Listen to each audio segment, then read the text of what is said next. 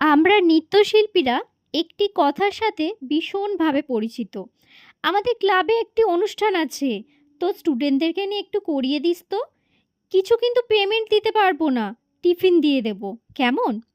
আবার সেই ক্লাবের অনুষ্ঠানে গানের জন্য অথবা টিভি সিরিয়ালের কোনো নায়িকাকে আনার জন্য লাখ লাখ টাকা খরচ করে, কিন্তু নৃত্যশিল্পীদের কোনো পারিশ্রমিক দেওয়ার মানসিকতা এখনও তাদের তৈরি হয়ে ওঠেনি।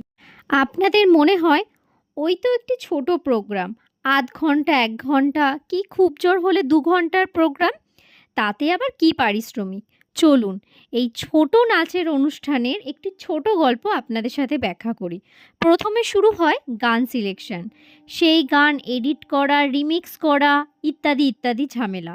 তারপর কাকে কোন প্রোগ্রামে নেব, কে কোন ধরনের নাচ ভালো করে, কে সামনে দাঁড়াবে, কে পেছনে দাঁড়াবে, কার বাড়ি ফিরতে অসুবিধা হতে পারে। তারপর সবচাইতে বড় যুদ্ধ হলো কোরিওগ্রাফি। সারা রাত জেগে একটা টিচারকে তার সেই অনুষ্ঠানের জন্য কোরিওগ্রাফি ভাবতে হয়। সব রকমভাবে ভাবতে হয়, যেই কোরিওগ্রাফিটা দেখতেও সুন্দর লাগবে কিন্তু যেন ইজি হয়, স্টুডেন্টরা যেন তাড়াতাড়ি ক্যাপচারও করতে পারে। দাঁড়ান, দাঁড়ান, এখানে কিন্তু শেষ হয়নি, এখনও বাকি আছে। ম্যাডাম, টিপটা বড় পরবো না ছোট পরবো? গলার হারটা ছোট হবে না লম্বা হবে? কানে ঝুমকো পরবো না ট্যাপ কানের পরবো?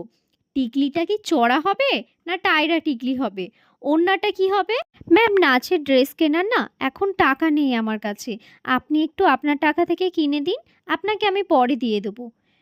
তাই বলছি, এটা কিন্তু ছোট গল্প না। হয়তো ভিডিওটা অনেক বড় হয়ে যাবে বলে বাকিগুলো হয়তো আর বললামই না।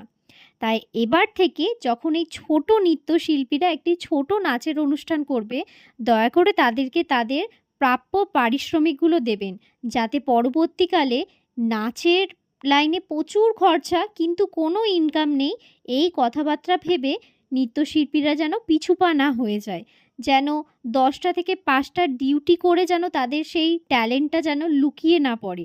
এটা আমার আপনার সকলের দায়িত্ব।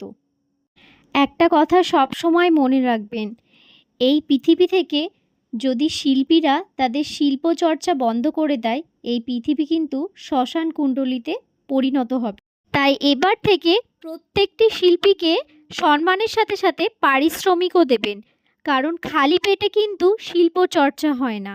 আর এই ভিডিওতে এই কথাগুলি বলছি বলে ভাববেন না যে এই প্রোগ্রামের কথা বলা হচ্ছে।